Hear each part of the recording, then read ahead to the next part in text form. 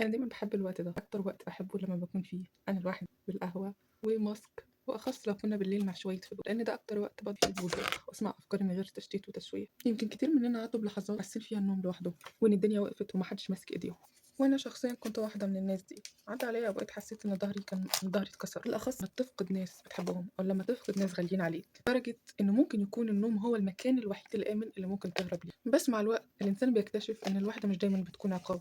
إنها ممكن تكون مساحة من ربنا عشان يكتشف حاجات كتير هو ما كانش مكتشفها في نفسه، عشان تبدأ تسمع صوتك الداخلي وتتعرف على نفسك من جديد، وفرصة إنك تداوي الشروخ اللي موجودة جواك واللي محدش كان عارفها ولا سمع عنها حاجة حتى أنت بنفسك.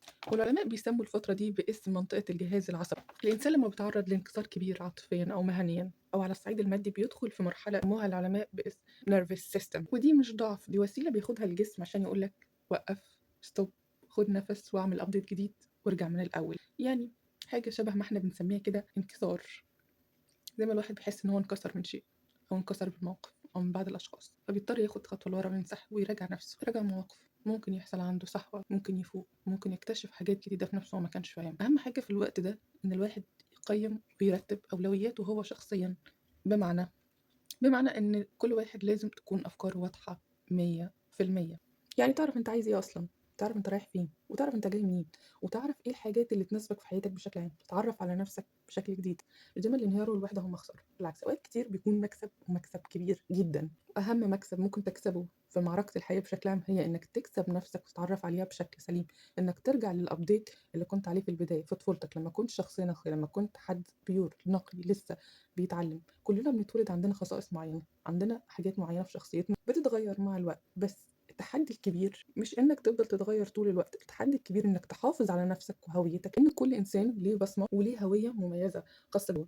هنا التحدي انك تتعلم وتتقن ما تتعلم، وانت تحتفظ بالهوية السليمة الخاصة بك، نسختك السليمة المتشافة. كلنا عندنا مشاكل، كلنا عندنا ندبات وجروح، بس مش في الجسم، هي ندبات وجروح في العقل وفي الروح. انت لما بتقدر توصل لها وتعالجها، او على الاقل تبدا تفهم نفسك، يعني تفهم انت عايز ايه اصلا، ايه اللي انت عايزه، ايه هدفك في الحياه، ايه اللي بيناسبك وايه اللي مش هيناسبك. كل انسان ليه بصمه، او كل انسان ليه هويه ذات بصمه خاصه بيه هو، طبعا خاص بيه هو، ملوش اي علاقه باي شخص تاني.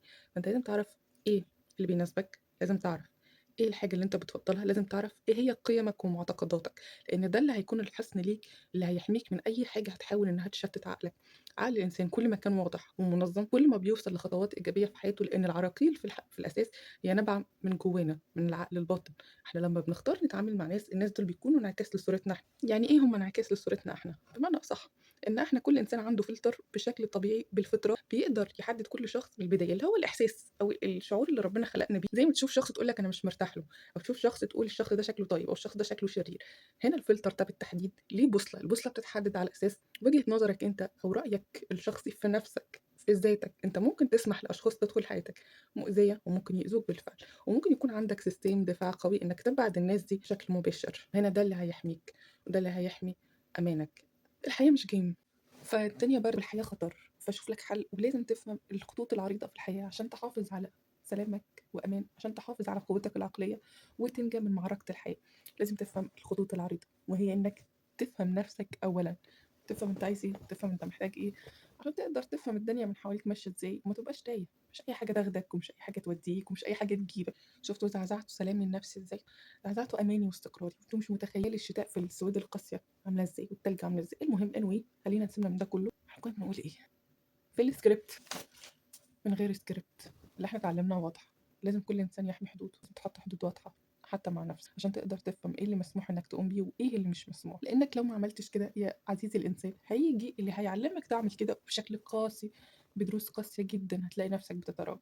بس هنا المعركه الحقيقيه انك ما تقعش وما تنهزمش، تاخد مساحه الراحه اللي ربنا بيخلقها لك، والوقت اللي يفضله لك سواء بالوحده او بالحرمان، بانك تاخد نفس عميق. حاول تفهم كانت ايه الرساله او ايه الهدف من الدرس اللي انت كنت فيه. بس يمكن مرة تانية نتكلم في حاجات أعمق وأكبر. وتشاء